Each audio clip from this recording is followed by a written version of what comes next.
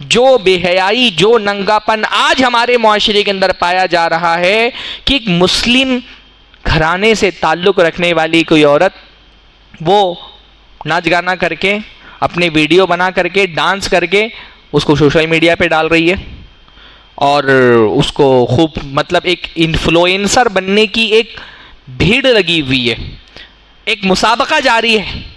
और लड़कियां भी उसमें, मुस्लिम मुआशरे की लड़कियां भी उस दौर में दौड़ रही हैं, उस मुकाबले में शरीक हैं। मुस्लिम इलाकों से लड़कियां इन्फ्लुएंसर बनने की, ठीक है, अभी आज अगर हमारे मुआशरे में बेलिबासी है, बेहयाई है, फहाशी है, इस फहाशी के पहले जिम्मेदार औरतें नहीं हैं। इस फहाशी का पहला जिम्मेदार हमारे मुआशरे का मर्द है। अगर मुआशरे में बेपर्दगी है, इस बेपर्दगी का असल सबब यह नहीं कि औरतें बेहया हो गई हैं, इस बेपर्दगी का असल सबब यह है कि मर्दों के दिल से गैरत निकल गई है। बेहयाई असल में बेगैरती के नतीजे में पैदा होती है। दयूस, अल्लाह के नबी ने फरमाया कि दयूस कौन है? नबी सल्लल्लाहु अलैहि वसल्लम से पूछा गया दयूस कौन है? अल्लाह के नबी ने फरमाया ऐसा आदमी जिसको परवाह ही ना हो कि उसके घर में उसकी गैर मौजूदगी में कौन आता जाता है, ऐसे आदमी को दयूस कहा गया है। हमारे माशरे में ऐसा मर्द दयूस है, बेटी को मोबाइल हाथ में दिया हुआ है, उसको कोई फिक्र ही नहीं है कि बेटी मोबाइल में किन किन लोगों से गुफ्तगू कर रही है।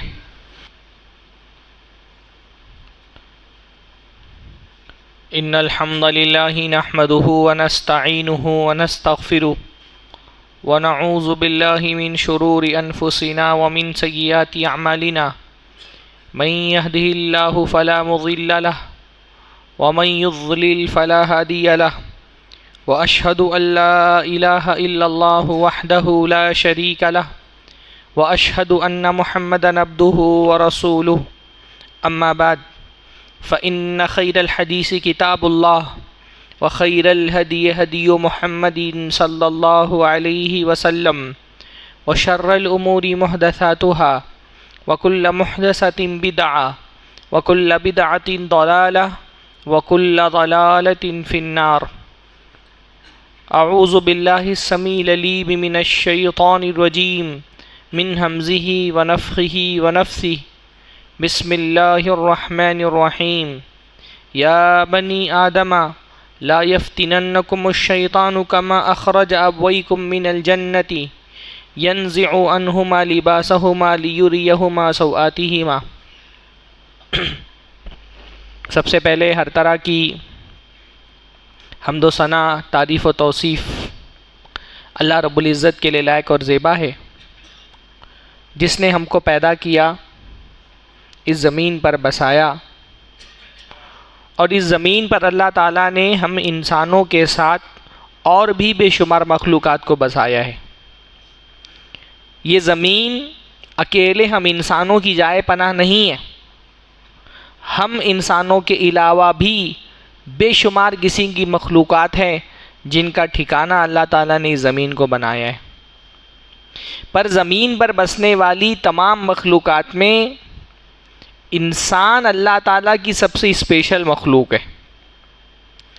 अल्लाह ताला ने हम इंसानों को बहुत सारी ऐसी खुसूसियात से नवाजा है जो दुनिया में जीने वाली किसी मखलूक को अल्लाह ने अता नहीं फरमाई है।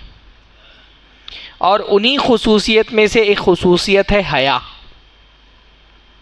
हया इंसान की एक ऐसी खुसूसियत है, एक ऐसा शर्फ है, एक ऐसा इम्तियाज़ है जो अल्लाह ताला ने इंसानों के अलावा ज़मीन पर बसने वाली किसी और मखलूक को नहीं अता फरमाया। और इसी हया का नतीजा है कि इंसान लिबास पहनता है। अल्लाह ताला ने इंसान के अंदर एक हया का शऊर रखा है। उस शऊर के नतीजे में इंसान ये बात समझता है कि उसके जिस्म के कुछ हिस्से ऐसे हैं जिनको ढाक करके रखना चाहिए, लोगों के सामने ज़ाहिर नहीं होना चाहिए, इसलिए इंसान लिबास पहनता है। ये जो हमारा लिबास है, ये लिबास हमारा शर्फ है, हमारा इम्तियाज़ है, हमारी खुसूसियत है। ये लिबास हम इंसानों को जानवरों से मुमताज़ करता है। इंसान और जानवर में बज़ाहिर देखने में जो सबसे बड़ा फ़र्क है वो क्या है कि इंसान लिबास पहनता है, जानवर लिबास नहीं पहनता। ये लिबास हमको दुनिया में हैवानों से अलग करता है। ये लिबास हमारे लिए शर्फ़ का बाइस है, हमारे लिए फ़ख्र का बाइस है, ये हमारा इम्तियाज़ है। और जो दुनिया में हमारा सबसे बड़ा दुश्मन है शैतान, वो हमारे किसी शर्फ़ से, हमारी किसी फ़ज़ल से खुश नहीं हो सकता। इसलिए हम इंसानों के ख़िलाफ़ शैतान जो बहुत बहुत बड़े मिशन उसके हैं, उसमें से शैतान का एक बहुत बड़ा मिशन क्या है? इंसान से उसका लिबास छीन लो, उसको नंगा कर दो, उसको जानवरों के दर्जे पे ले आओ, उसको बेहया बना दो। इंसान के लिए इसका लिबास क्योंकि सबसे बड़ा शर्फ है, शैतान इंसान की किसी शर्फ को बर्दाश्त नहीं कर सकता। शैतान ये चाहता है इंसान को बेलिबास कर दे। शैतान का एक बहुत बड़ा मकसद हम इंसानों के खिलाफ क्या है? इंसान को नंगा कर देना। शुरू से वो इस कोशिश में लगा हुआ है कि इंसान से उसका लिबास छीन करके उसको नंगा कर दिया जाए। अल्लाह ताला ने कुरान मजीद में फरमाया, या बनी आदमा ला यफ्तिनन्नकुमुश शैतानु कमा अखरज अबवैकुम मिनल जन्ना यंज़िउ अन्हुमा लिबासहुमा लियुरियहुमा सौआतिहिमा, कि ए आदम की औलाद, शैतान कहीं तुम्हें अपने फितने का शिकार ना कर ले। शैतान के फितने में मुब्तला मत हो जाना, शैतान के बहकावे में मत आना। कैसे? जैसे उसने तुम्हारे बाप और तुम्हारी माँ आदम और हव्वा को बहकाया था। क्यों बहकाया था? क्यों उनको मजबूर किया था कि वो उस फल को खा लें जिस फल को खाने से अल्लाह मना किया है? अल्लाह ने फरमाया उसका मकसद था कि आदम और हव्वा को जन्नत से निकाल दिया जाए। और क्या था मकसद? यंज़िउ अन्हुमा लिबासहुमा लियुरियहुमा सौआतिहिमा। शैतान चाहता था कि उनसे उनका लिबास छीन ले, उनको बरहना कर दे, नंगा कर दे, ताकि उनकी शर्मगाहें एक दूसरे पर जाहिर हो जाएं। इंसान को नंगा करना उस ज़माने से शैतान का मकसद है। इनको बेलिबास करना, इंसान को बेहया बनाना, उससे शर्म छीन लेना, ये उस ज़माने से ही शैतान अपने इस मिशन पे लगा हुआ है। और आज के दौर में शैतान अपने इस मिशन में जितना कामयाब है, पूरी इंसानी तारीख में कभी शैतान इतना कामयाब नहीं रहा। इंसान को नंगा करने का, इंसानों के खिलाफ शैतान का जो मिशन है, उस मिशन में आज जितना कामयाब है, कभी इंसानी तारीख में शैतान उतना कामयाब नहीं रहा। भाई हर ज़माने में माशरे के अंदर थोड़ी बहुत फहाशी पाई जाती रही है। बेहयाई और फहाशी हर ज़माने में माशरों के अंदर मौजूद रही है, लेकिन फहाशी, बेहयाई, नंगापन, ये कभी भी इंसानी माशरे में शर्फ का बाइश नहीं समझा गया कि बेहयाई कोई अच्छी चीज़ है, नंगे लोग कोई अच्छे लोग होते हैं। बेलिबासी को कभी भी इज्जत नहीं दी गई किसी माशरे के अंदर। माशरे में जो बहुत जलील किस्म के लोग थे, उनके यहाँ बेलिबासी पाई जाती थी। पुराने ज़मानों में आप देखें, सिर्फ मुस्लिम माशरों की बात नहीं मैं कर रहा, आप गैर मुस्लिम माशरे में भी देखेंगे ना कि आम तौर पे नंगापन और बेहयाई उन लोगों में पाई जाती थी जिनको वो लोग निचली ज़ात का समझते थे। अल्लाह के यहाँ कोई ज़ात ऊंची कोई नीची नहीं है, लेकिन माशरों में, हिंदुस्तान ही की तारीख़ आप देखेंगे ना, आम तौर पे माशरों में जो नीची ज़ात के लोग समझे जाते थे, नंगापन उनके यहाँ पाया जाता था। हिंदुस्तान के बाज़ इलाके ऐसे हैं ना जहाँ दलित औरतों को ब्लाउज़ पहनने की इजाज़त नहीं होती थी, टैक्स देना पड़ता था ब्लाउज़ पहनने के लिए। ये समझा जाता था कि भाई ब्लाउज़ पहनना ये जो ऊंचे ख़ानदान के, आला ख़ानदान की औरतें हैं, उनकी अलामत है। तो दलितों को ब्लाउज़ पहनने की इजाज़त नहीं थी, बाज़ इलाके ऐसे भी थे। नाच गाना करना, भांड मरासी जिनको कहा जाता था ना, घटिया किस्म के जो लोग होते थे माशरे के अंदर, ये लोग नाच गाना करते थे, लोगों को इंटरटेन का काम करते थे। शरीफ औरतों के लिए हमेशा ये समझा जाता था अपने जिस्म की हिफाजत करती हैं, उसको छुपा करके रखती हैं। हत्ता कि गैर मुस्लिम माशरों में भी शरीफ घराने की औरतें कुछ नहीं तो कम से कम घूंघट डाल करके रखती थी। हर मुआशरे के अंदर नंगापन बुरा समझा जाता था, नंगापन निचले ज़ात के और कमतर लोगों की अलामत समझा जाता था। कभी किसी मुआशरे के अंदर नंगेपन को इज्जत नहीं दी गई।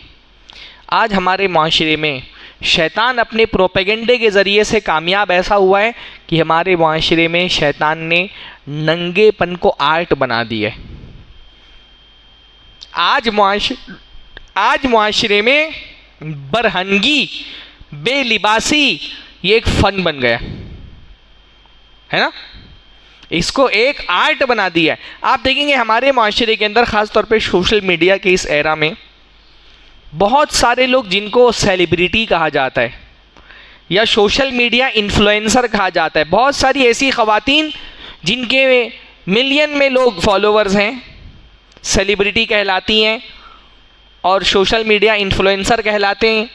ऐसी औरतें जिनके पास उनकी शोहरत की वजह ये नहीं है कि वो कोई उनकी तालीमी पस मंज़र उनका बहुत मजबूत है, कोई उन्होंने इल्म बहुत हासिल किया है या कोई सोशल वर्क किया है, समाजी खिदमत अंजाम दी हैं। आज के दौर में बहुत सारे लोग सिर्फ़ इस वजह से मशहूर हैं, सेलिब्रिटी बने हुए हैं क्योंकि उनको नंगा होना आता है। नंगेपन को शैतान ने आज के ज़माने में आर्ट बना दी है, फ़न हो गया है। नंगापन फनकारी समझा जाने लगा है।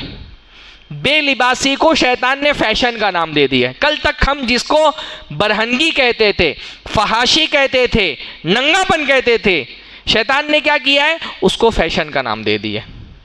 बहुत सारे आप देखेंगे आज के सोशल मीडिया के ज़माने में ख़ास तौर पे ख़वातीन जो फनकार कहलाती हैं, सेलिब्रिटी कहलाती हैं, जिनको सोशल मीडिया इन्फ्लुएंसर कहा जाता है और बड़ी उनकी शोहरत है, बड़ी उनके पास दौलत है और मिलियंस में उनके फॉलोअर्स हैं। इन ख़वातीन की शोहरत की वजह ये नहीं है कि उनका कोई तालीमी पस मंज़र है या मुल्क व कौम की खिदमत में उन्होंने कोई नुमाया कारनामे अंजाम दिए हैं। उनकी सारी शोहरत की वजह यह है कि उनको कपड़े उतारने आते हैं। वो बेहया हैं, वो कभी चिंदी पहन करके, कभी रस्सी पहन के, कभी वायर पहन के लोगों के सामने आ जाती हैं। जिस्म की नुमाइश को आज के दौर में शैतान ने आर्ट बना दी है, उसको फैशन का नाम दे दिया। शैतान हर दौर में ये काम करता है। जब उसको कोई बुराई मुआशरे में आम करनी होती है तो वो क्या करता है, सबसे पहले उस बुराई को खूबसूरत टाइटल देता है। शैतान का हरबा क्या है कि जो बुराई मुआशरे के अंदर आम करनी है, सबसे पहले क्या करो, शैतान का काम है गुनाहों की मार्केटिंग। और मार्केटिंग के लिए सबसे अहम तरीन क्या चीज़ होती है, पैकेजिंग अच्छी करो, चीज़ों की पैकेजिंग अच्छी करो। हाँ, तो शैतान क्या करता है, गुनाहों की बहुत खूबसूरत पैकेजिंग करता है। और पैकेजिंग में सबसे अहम क्या होता है, जो लेबल है ना वो अच्छा होना चाहिए। मार्केटिंग में सबसे अहम तरीन चीज़ क्या होती है, बुरी से बुरा प्रोडक्ट हो, लेबल बहुत अच्छा होना चाहिए। शैतान ने क्या किया भाई, बदकारी को, फहाशी को, बेहयाई को, बेलिबासी को, नंगेपन को नंगापन बोल करके तो आम नहीं किया जा सकता है, फहाशी को फहाशी बोल के प्रमोट नहीं किया जा सकता है। तो शैतान ने नंगेपन को प्रमोट करने के लिए सबसे पहले क्या किया, उसको टाइटल खूबसूरत दिया। क्या टाइटल दिया उसने, फहाशी को फैशन। आज फहाशी का नाम फैशन है। आज जो भी नंगापन मुआशरे के अंदर पाया जा रहा है उस पर शैतान ने टाइटल क्या लगाया हुआ है, ये फैशन है। फैशन के नाम पे इंसान से उसके कपड़े उतरवा दिए, उसको बरहना कर दिया है और इस बरहनगी के नाम उसने फैशन दे दिया है। शैतान यही करता है, बुरी चीज़ को खूबसूरत नाम दो, अच्छी चीज़ को बुरा टाइटल दे दो। आज अगर इस बेलिबासी की आप मुखालिफत कर रहे हैं तो आपको कहा जाएगा ये कंजर्वेटिव माइंड के लोग हैं। आप अगर इस नंगेपन की मुखालिफत करें तो लोग आपको कहेंगे कि ये दकियानुसी ख्यालात के लोग हैं। जो चीज़ अच्छी थी उसको बुरा बना दिया गया, इज्जत को, लिबास को, पर्दे को, हया को शर्मिंदगी का बाइस बना दिया गया। शैतान ने ऐसा प्रोपेगेंडा किया है कि इंसान की मुआशरे में जो वैल्यू है वो कपड़े के हिसाब से तय करने का एक मेयार बना दिया। जितना एक औरत के जिस्म पे कपड़ा कम है, शैतान ने मेयार बना दिया, उतनी ही वो आज़ाद ख्याल है, लिबरल माइंडेड है ना। शैतान ने ये हथियार और ये हरबा अपनाया है ना कि सोसाइटी में किसी औरत का मर्तबा इससे नहीं तय होता कि उसका एजुकेशनल बैकग्राउंड क्या है, उसकी तालीमी अहलियत क्या है, या उसकी कौमी खिदमत क्या है, कुछ नहीं। सबसे बस वो कपड़ा कितना पहनती है। एक बहुत पढ़ी लिखी औरत भी हो, अगर नकाब पहन करके, ग्लव्स पहन करके घर से बाहर निकल रही है, तो इन शैतानी सिफत लोगों के जहन में ये बात डाल दी गई है कि भाई नकाब पहनने वाली औरत कंजर्वेटिव माइंड की औरत है, तक़ियानूसी ख़यालात के लोग हैं। और जैसे जैसे उसके जिस्म से कपड़ा उतरता जाता है, वैसे वैसे शैतान ये बताता है कि भाई ये आज़ाद ख्याल लोग हैं। कोई औरत अपने सारे कपड़े उतार करके अगर लोगों के सामने आ जाए, चिंदी पहन करके, रस्सी पहन करके, वायर पहन करके, बोलेंगे बहुत लिबरल माइंडेड लोग हैं, आज़ाद ख्याल। और कपड़े को आज़ाद ख्याली की अलामत बना दिया गया। अभी पिछले दिनों मैंने देखा एक बहुत मशहूर वो यूट्यूबर है, क्या नाम है उसका, पटना का खान सर, उसकी बेचारे की शादी हुई, उसने अपनी बीवी को सिर्फ घूंघट डलवाया, ऐसा भी नहीं कि कोई शरई पर्दा करवाया, सिर्फ घूंघट उसकी बीवी ने, और उसकी बीवी ने अपनी शौक से डाल दिया, अपनी मर्जी से डाल लिया, उसका कोई जोर नहीं था। मैंने देखा भाई सोशल मीडिया पर भूचाल आ गया, हर आदमी ये कह रहा है खान सर इतना पढ़ा लिखा लेकिन इतना दकियानूसी ख्याल का आदमी है, उसने अपनी बीवी को घूंघट डलवाया। हाँ, शैतान ने हया को, और ये शैतान हमेशा से करता है, हज़रत आदम ही के दौर से शैतान का यही हरबा रहा है। शैतान जो है वो ये चाल हज़रत आदम के ज़माने से चलता है।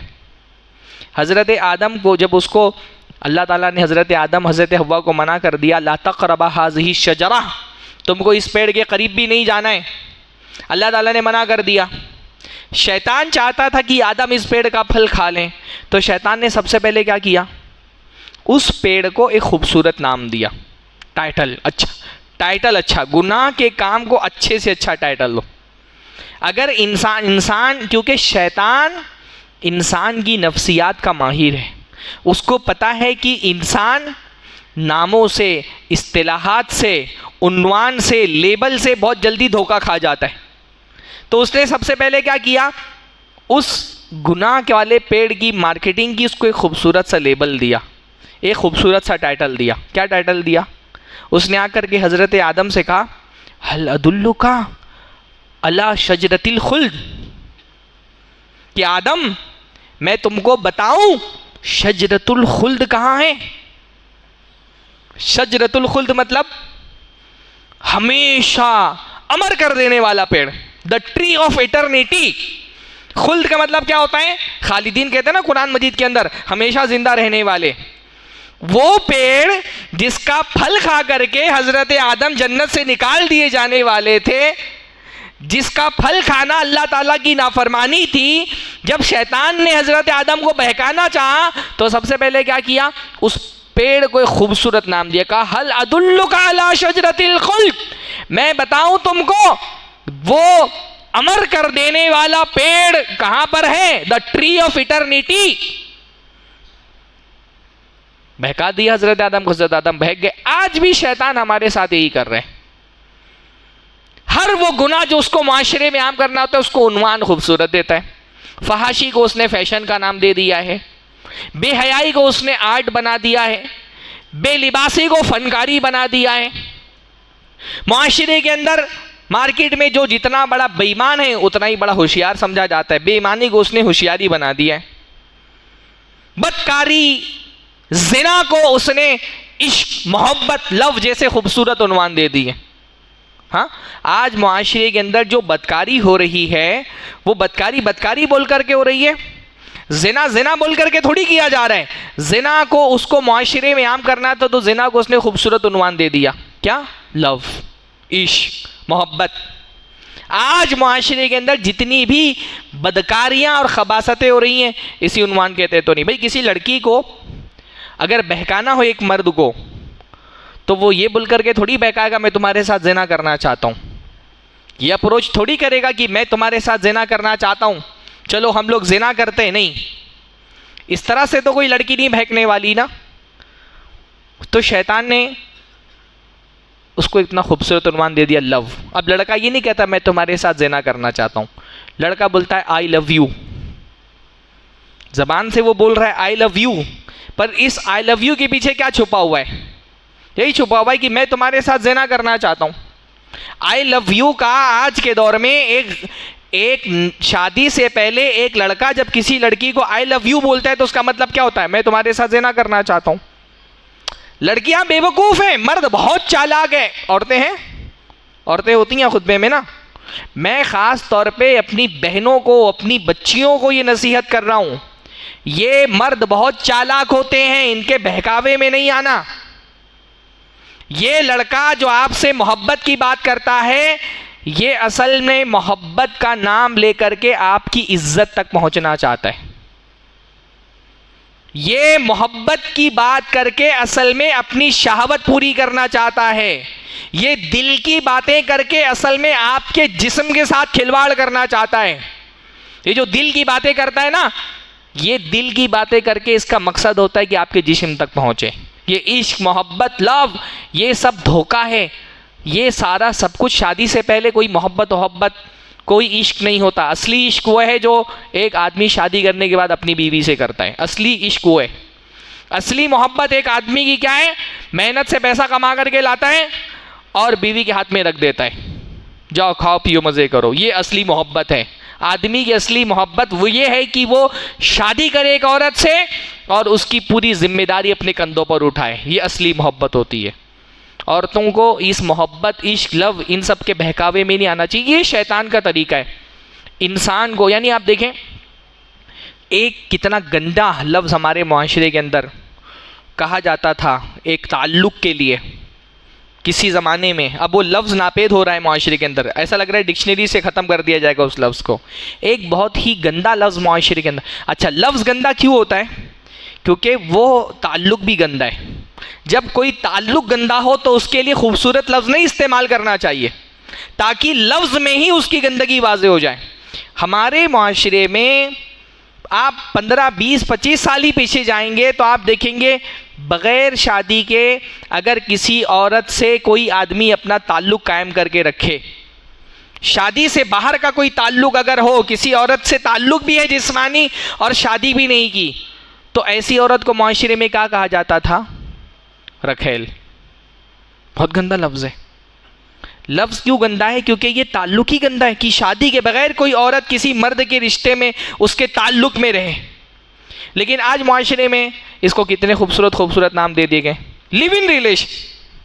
हाँ, कल तक माशरे में जिसको कहा जाता था कि इसने रखेल रखी हुई है, आज माशरे में इसको क्या कहा जाता है? लिव इन रिलेशन है। ये लिव इन में है दो। ये कौन सा रिलेशन है भाई? रिलेशन तो वो होता है जिसको शरीयत रिकॉग्नाइज करे, कानून रिकॉग्नाइज करे, दोनों के हुकूक हों, दोनों की एक दूसरे की तय जिम्मेदारियां हों। जिस रिलेशन को ना शरीयत रिकॉग्नाइज करती है, ना कानून रिकॉग्नाइज करता है, ना मुआशरा उसको तस्लीम करता है, उसको रिलेशन कहना ही झूठ है असल में। तो ये शैतान के बहकावे में नहीं आना चाहिए। शैतान जो है ना, वो हर ज़माने में उसने फहाशी को, बेहयाई को फैलाने की कोशिश की है। आज मुआशरे में बेहयाई फैलाने में वो जितना कामयाब है, कभी किसी मुआशरे में उतना कामयाब नहीं हुआ। आज नंगापन मुसलमान सोसाइटी और मुसलमान मुआशरे के अंदर दाखिल हो गए। जिस किस्म की बेहयाई के मज़ाहिर आज हम एक मुस्लिम मुआशरे के अंदर देख रहे हैं, हम 15-20 साल पहले इसका तसव्वुर भी नहीं कर सकते थे। जो बेहयाई, जो नंगापन आज हमारे मुआशरे के अंदर पाया जा रहा है कि एक मुस्लिम घराने से ताल्लुक़ रखने वाली कोई औरत वो नाच गाना करके, अपने वीडियो बना करके, डांस करके उसको सोशल मीडिया पे डाल रही है और उसको खूब, मतलब एक इन्फ्लुएंसर बनने की एक भीड़ लगी हुई है, एक मुसाबका जारी है। और लड़कियां भी उसमें, मुस्लिम मुआशरे की लड़कियां भी उस दौर में दौड़ रही हैं, उस मुकाबले में शरीक हैं। मुस्लिम इलाकों से लड़कियां इन्फ्लुएंसर बनने की, ठीक है, अभी उस किस्म की बुराइयां शहरों से दूर जो इलाके हैं वहाँ उस हद तक के नहीं पहुँची हैं, लेकिन शहरों में सूरत हाल आप देखें, मुंबई, हैदराबाद, बेंगलोर, चेन्नई, यहाँ कितनी सारी मुस्लिम लड़कियाँ आपको मिल जाएंगी जो अपने आप को कहती है मैं सोशल मीडिया इन्फ्लुएंसर हूँ। और सोशल मीडिया इन्फ्लुएंसर के नाम पे करती क्या है, वो अपनी वीडियो बना बना करके सोशल मीडिया पे डाल रही हैं। पहले टिकटॉक पे डालती थी, अब इंस्टाग्राम पे डाल रही हैं। और बेहयाई का एक मुकाबला चल रहा है, और उस मुकाबले में अल्लाह रब्बुल आलमीन रहम फरमाए कि बहुत सारी मुसलमान लड़कियां तक के उस मुकाबले में शरीक हो रही हैं। अल्लाह हमारे माशरे की हिफाजत फरमाए। और बेहयाई सिर्फ इसी सतह पे नहीं पाई जा रही है, खुद माशरे के अंदर जिस किस्म की बेहयाई है, हर जिस तरह की बेपर्दगी है, कोई तबका हत्ता कि दीनदार तबका भी उस बेहयाई से महफूज नहीं है। मतलब बेहयाई की सिर्फ यही एक सूरत नहीं है कि सोशल मीडिया पर या टीवी चैनल्स पर या स्क्रीन पे बेहयाई पाई जा रही, खुद हमारा मुआशरा भी अलग अलग तरह की बेहयाइयों का शिकार है। पहले मुस्लिम मुआशरों के अंदर ख़वातीन के बारे में ये तसव्वुर था कि वो घर से बाहर नहीं निकलती हैं। बहुत रैर सूरत होती थी जिसमें औरतें घर से बाहर निकलती थी। मैंने खुद जी जहाँ से मेरी तालीम है बहुनाथ भंजन, वहाँ हमने देखा है कि ख़वातीन नकाब पहन कर भी घर से बाहर नहीं निकलती थी। एक ज़माने में, जिस ज़माने में मैं मऊ में ज़ेरे तालीम था, यानी 2007-8 की बात बता रहा हूँ, बहुत पुराना ज़माना नहीं। मऊ एक मुस्लिम अक्सरियती इलाका है। सूरत हाल ये थी कि वहाँ आपको सड़कों पर, बाज़ारों में नकाब में भी औरतें दिखाई नहीं देंगी। वो जो कुरान मजीद का हुक्म है ना, वक़र्ना फ़ी बुयूतिकुन्ना, अपने घरों में टिकी रहो। मुसलमान औरत के लिए असल हुक्म यह है कि वो घर से बाहर नहीं निकलती। अल्लाह के रसूल सल्लल्लाहु अलैहि वसल्लम ने इसलिए ख़वातीन से ये कहा कि तुमको इजाज़त दे दी गई है कि तुम ज़रूरत के तहत घर से बाहर निकल सकती हो। बस जब मर्दों ने बहुत ज़्यादा सख्ती की, औरतों को घर से बाहर बिल्कुल भी नहीं निकलना है, उस पर अल्लाह के रसूल ने फरमाया कि तुमको इजाज़त दी गई है कि तुम लिहवाइजी कुन्ना, अपनी ज़रूरत के तहत घर से बाहर निकल सकती हो। इजाज़त का मतलब क्या होता है कि असलन ये कि औरत घर से बाहर ना निकले, सिवाय इसके कि उसकी कोई ज़रूरत हो, तालीम के मकसद से निकल रही है या इलाज व मुआलजा के मकसद से निकले, इतनी उसको इजाज़त दी गई है, वरना उसको असल घर में टिके रहना है। असल पर्दा ये है, घर में टिका रहना। लेकिन आप देखें माशरे के अंदर पहले औरतों का घर से बाहर निकलना शुरू हुआ, उसके बाद जो नकाब की सूरत हाल थी वो तब्दील होते होते आज ये सूरत हाल हो गई है कि माशरे में बहुत सारी ख़वातीन हैं जिनके चेहरे से नकाब हट गया है। फहाशी बेहयाई ऐसे ही दबे कदमों माशरे के अंदर आती है। शैतान पहले औरतों को घर से बाहर निकालता है, फिर नकाब की शक्लें तब्दील होती है, फिर आहिस्ता आहिस्ता नकाब भी उतर जाता है। अल्लाह ताला हमारे माशरे को महफूज रखे। और ये जो बेहयाई माशरे के अंदर पाई जा रही है, जब इस पर कोई गुफ्तगू होती है तो लोगों को लगता है ये तो औरतों का मौजू है। आज अगर हमारे माशरे में बेलिबासी है, बेहयाई है, फहाशी है, इस फहाशी के पहले ज़िम्मेदार औरतें नहीं हैं। इस फहाशी का पहला ज़िम्मेदार हमारे माशरे का मर्द है। अगर माशरे में बेपर्दगी है, इस बेपर्दगी का असल सबब यह नहीं कि औरतें बेहया हो गई हैं, इस बेपर्दगी का असल सबब यह है कि मर्दों के दिल से गैरत निकल गई है। बेहयाई असल में बेगैरती के नतीजे में पैदा होती है। जब माशरे के अंदर मर्द बेगैरत हो जाता है तो औरतें बेहया हो जाती हैं। मसला यह है कि मर्दों के दिल से गैरत निकल गई है। अल्लाह के नबी ने फरमाया इन्नल्लाह यगार व इन्नल मुमिना यगार, अल्लाह ताला गैरत वाला है तो ईमान वाले बंदे को भी गैरत वाला होना चाहिए। असल मसला यह है कि मुआशरे में मर्द दयूस बना हुआ है, उसको फ़र्क ही नहीं पड़ रहा है। उसके घर से उसकी बच्ची कैसे कपड़े पहन करके बाहर निकलती है, नकाब पहन करके स्कूल जा रही है, कॉलेज जा रही है, नकाब पहन करके कॉलेज पहुंचती भी है कि नहीं पहुंचती है, उसको फ़र्क ही नहीं पड़ रहा ना। बल्कि मसला सिर्फ नकाब तक के महदूद नहीं है।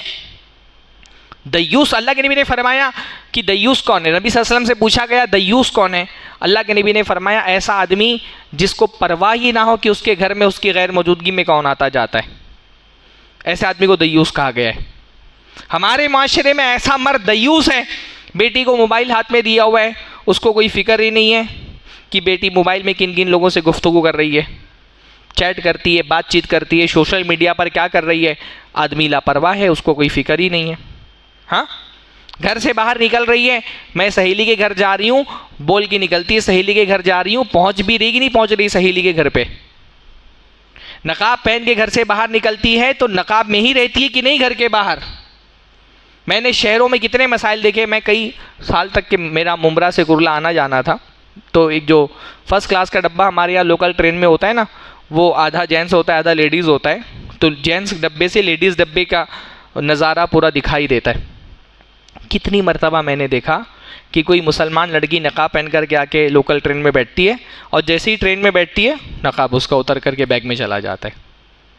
आपकी बेटी, अगर आप एक बाप ज़िम्मेदार बाप हैं तो ज़िम्मेदार बाप का काम क्या होता है, अपनी बेटी के लिए फ़िक्रमंद रहे। मेरी बेटी कैसा नकाब पहन करके घर से बाहर निकलती है, कैसा लिबास पहनती है। अगर आप एक ज़िम्मेदार भाई हैं तो भाई की ज़िम्मेदारी है कि अपनी बहन पर निगाह रखे। मैं ये नहीं कह रहा शक करें, शक नहीं करना है, लेकिन अपने भरोसे को अपनी बेटी के लिए फितना मत बनने दो। बात समझ आ रही है? मैं नहीं कहा औरतों पे शक करो, बच्चियों पे शक मत करिए, पर अपने भरोसे की वजह से उसको ऐसी आज़ादी मत दीजिए कि उसकी दी गई आज़ादी उसके लिए फितना बन जाए। उस पर एतमाद भी रखिए, पर एतमाद के साथ साथ उस पर नज़र भी रखिए, उसका ख्याल भी रखिए, पर ख्याल रखने के साथ साथ उसके हुदूद तय कर दीजिए, पाबंदी भी डालिए उस पर। एतमाद का मतलब आज़ाद कर देना नहीं होता है। वो बच्ची है, कम उम्र है, जज्बाती है, दुनिया का उसको तजर्बा नहीं है, उसको आज़ादी दे देंगे, मुमकिन है कि उसकी आज़ादी उसके लिए फितना बन जाए। उसको अभी अपनी आज़ादी का सही इस्तेमाल करना नहीं आता है। अपने एतमाद को अपनी बच्ची के लिए फितना मत बनने दीजिए। पुराने ज़माने में हमारे यहाँ लोग कहा करते थे ना कि बच्चियों को सोने का निवाला खिलाओ, उनकी मोहब्बत में, देख रेख में, तालीम में, तरबियत में, किसी चीज़ में कोई कमी नहीं होनी चाहिए। सोने का निवाला खिलाओ, लेकिन दुश्मन की निगाह रखो, पर नज़र रखो। जिसके आप मोहब्बत करते हैं उसके लिए आप फ़िक्रमंद होते हैं। अपनी बच्ची से मोहब्बत है तो उसके लिए फ़िक्रमंद रहें। ये दौर फितनों का दौर है और इन फितनों का सबसे पहला शिकार माशरे की औरतें होती हैं। निगाह रखिए अपनी बच्चियों पर, अपनी बहनों पर, अपनी बीवियों पर। अल्लाह रहम फरमाए, हमारे माशरे के अंदर भाई में, बाप में थोड़ी बहुत गैरत है, वो फ़िक्रमंद भी होते हैं अपनी बच्चियों के लिए, अपनी बहनों के लिए। हमारे माशरे का सबसे बेगैरत जानवर अगर कोई है तो वो मर्द, शौहर है। शौहर सबसे बेगैरत, माशरे में सबसे ज़्यादा बेगैरती शौहरों के अंदर पाई जा रही है। और ये बेगैरती शादी के पहले दिन ही शुरू हो जाती है, पहले दिन से ही बेगैरत हो जाता है आदमी। हाँ, कितने घरों में मैंने देखा, अच्छा मैं ये बेदीन घरों की बात नहीं कर रहा, दीनदार घरानों में मैंने देखा है, शादी हो रही है, बीवी को सजा धजा करके बगल में खड़ा कर दिया है, हज़ारों रुपए का मेकअप लगा करके। मैंने मस्जिदों के ज़िम्मेदारों के घर में ये सूरत हाल देखी है, शादी में सजा धजा करके बीवी को बगल में खड़ा कर दिया है। कोई सेग्रीगेशन नहीं है, कोई सेपरेशन नहीं है, हर तरह के औरत, हर तरह के मर्द आ रहे हैं मस्जिद जो है वो शादी हॉल में, इसको भी देख रहे हैं, इसकी बीवी को भी देख रहे हैं, इसको कोई फ़र्क ही नहीं पड़ रहा है। मुसलमान शौहर इतना बेगैरत होना चाहिए, हाँ, इसको कोई फ़र्क ही नहीं पड़ रहा है कौन इसकी बीवी को देख रहा है, उसमें मुसलमान है, काफिर हैं। वो कैमरामैन को बुलाया हुआ है, कहाँ का काफिर मुशरिक, फ़ोटो ले रहा है, इसकी भी फ़ोटो ले रहा है, इसकी बीवी की भी फ़ोटो ले रहा है, अलग अलग तरह से एक्शन कराए जा रहे हैं, अलग अलग पोज ले रहा है, हाँ, उठा के, बिठा के, लिटा के, कितने पोज में आजकल फ़ोटो खींचते हैं शादियों में। अभी मैंने पाकिस्तान में देखा, वो कोई शादी हो रही है, उसमें वीडियोग्राफी हो रही है, तो दुल्हन को लिटा दिया है ज़मीन पे, उसका क्या होता है, शरारा वरारा फैला करके, और ऊपर से पोज लेकर के फ़ोटो खींच रहे हैं। जितने एंगल से कैमरा मैन देख लेता है शादी के दिन औरत को, शायद उतने एंगल से शौहर भी ना देखता हो ज़िंदगी भर। और ये दयूस शौहर बगल में उसके खड़ा हुआ है, इसको कोई फ़र्क ही नहीं पड़ रहा है। मुसलमान शौहर इतना बड़ा दयूस होना चाहिए उसको। मुसलमान अपनी बीवी के लिए कितना गैरतमंद होता है, आप अंदाज़ा लगाइए कि हमारे अल्लाह के नबी सल्लल्लाहु अलैहि वसल्लम ने एक मरतबा सहाबे किराम को अपना ख्वाब बयान किया। कहा असहाबे किराम बैठे, हज़रत अबू बकर, उमर, सारे सहाबा। कहा मुझे आज ख्वाब में जन्नत दिखाई गई और जन्नत में मैंने देखा कि एक हूर, एक बहुत खूबसूरत सा महल है सफ़ेद रंग का, और उस महल के बाहर एक हूर वज़ू कर रही है। तो मुझे लगा कि ये मेरा महल है, मुझे दिखाया जा रहा है, तो और ये हूर भी मेरी हूर है। तो मैंने फ़रिश्ते से पूछा कि ये महल किसका है और ये हूर किसकी है? तो फ़रिश्ते ने मुझे बताया ये उमर इब्नुल ख़त्ताब का महल है। हज़रत उमर सामने बैठे हुए। कहा कि मुझे बताया ये उमर इब्नुल ख़त्ताब का महल है, ये और ये उनकी हूर है।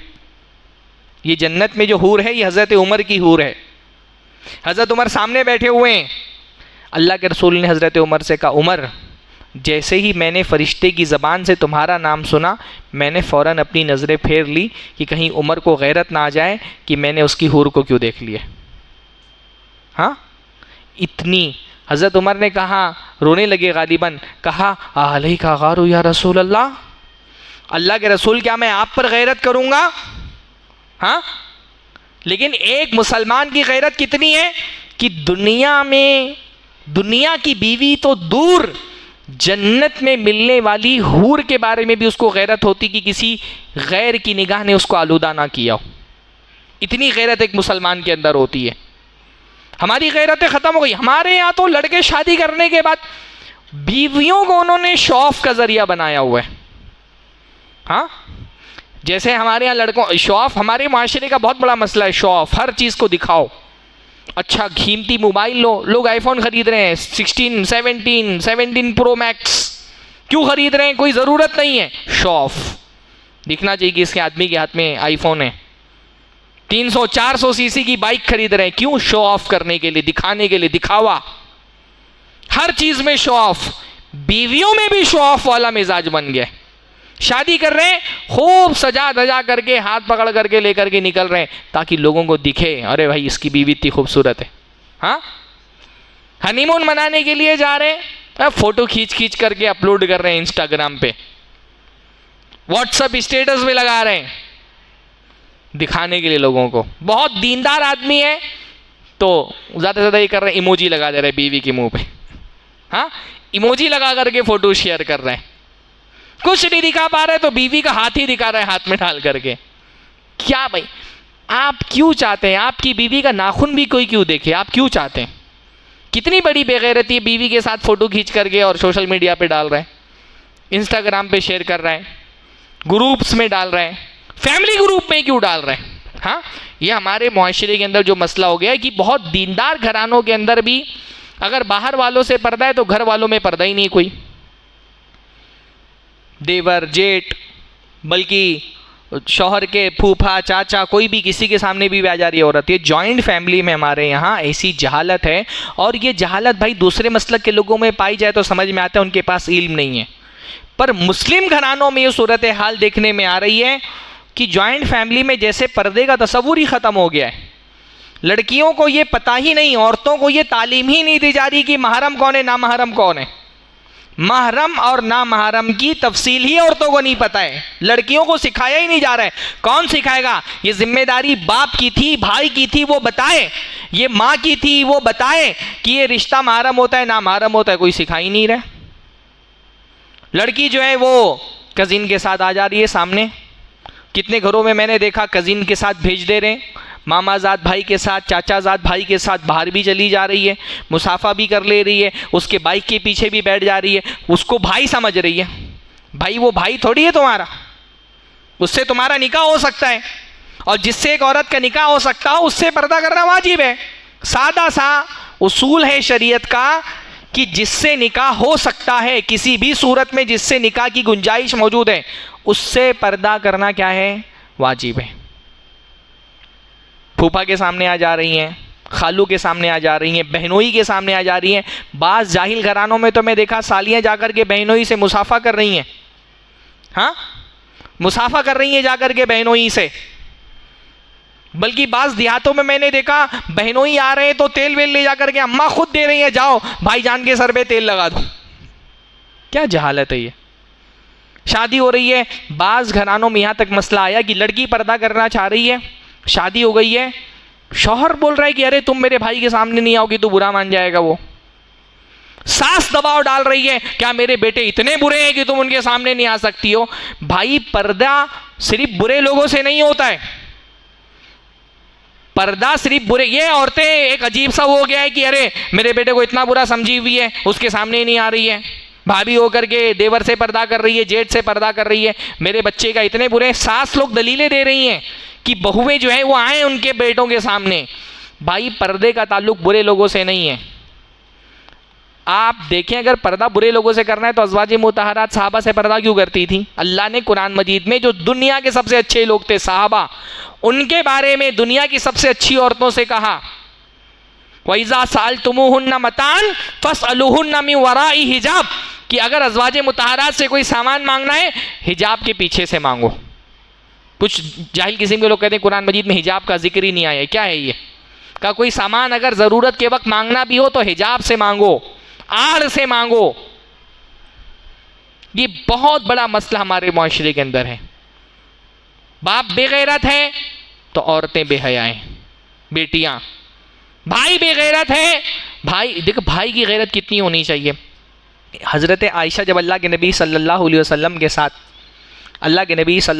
के साथ उन्होंने हज किया तो हज के कुछ उनके मनासिक रह गए हालत हैज़ में आने की वजह से। जब वो पाक हो गई तो अल्लाह के नबी सल्लल्लाहु अलैहि वसल्लम ने अब्दुर्रहमान इब्न औफ से कहा कि भाई ये लेकर के जाओ हज़रत अब्दुर्रहमान इब्न अबी बकर से।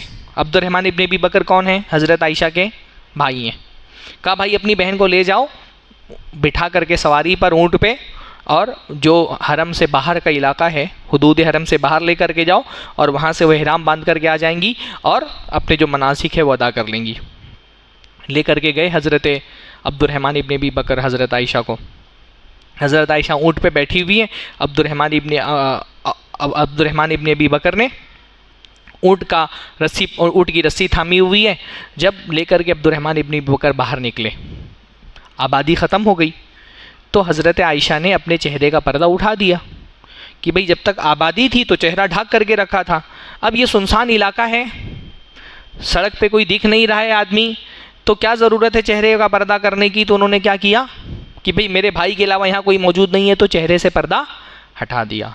हज़रत अब्दुर्रहमान इब्न अबी बकर के हाथ में जानवर को मारने वाली लाठी थी, उस लकड़ी से मारा हज़रत आयशा के पैर पे, कहा चेहरा बंद करो। ये भाई की गैरत होती है। कहा चेहरा बंद करो।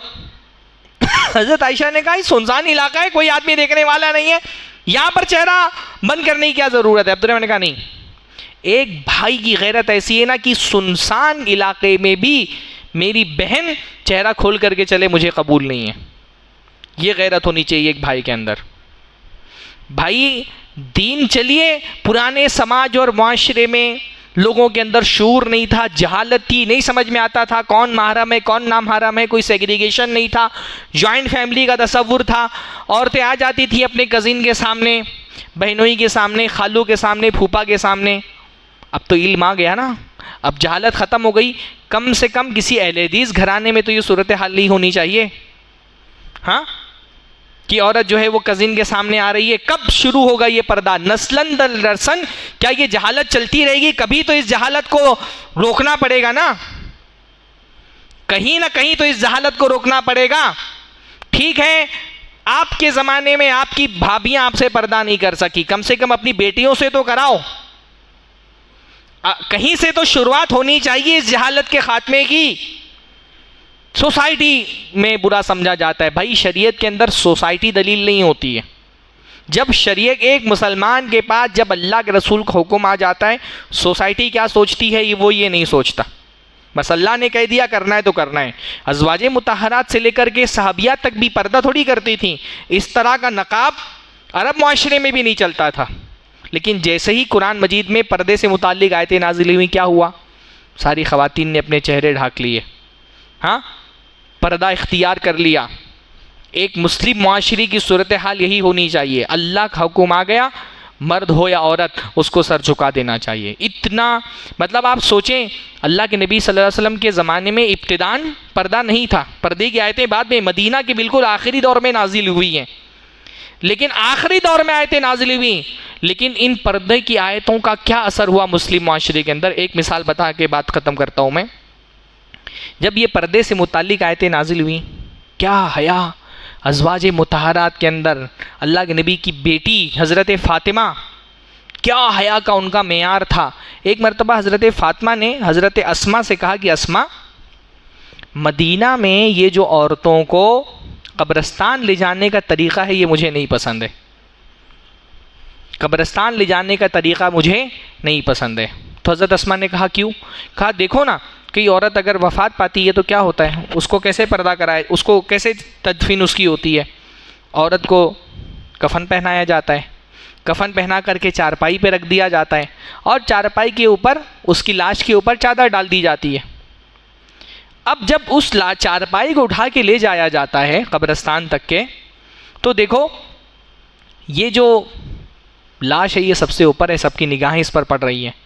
चादर गर्चे ऊपर से डाली हुई है, लेकिन चादर के ऊपर से भी एक औरत का जो जिस्म है वो तो नुमाया होता है ना, यानी जिस्म छुप जाता है, लेकिन जो उसके जिस्म की बनावट है, जो उसका फिगर है, औरत दुबली है, पतली है, मोटी है, ये सब तो लंबी है, छोटी है, ये सब तो चादर के ऊपर से भी दिखाई देता है।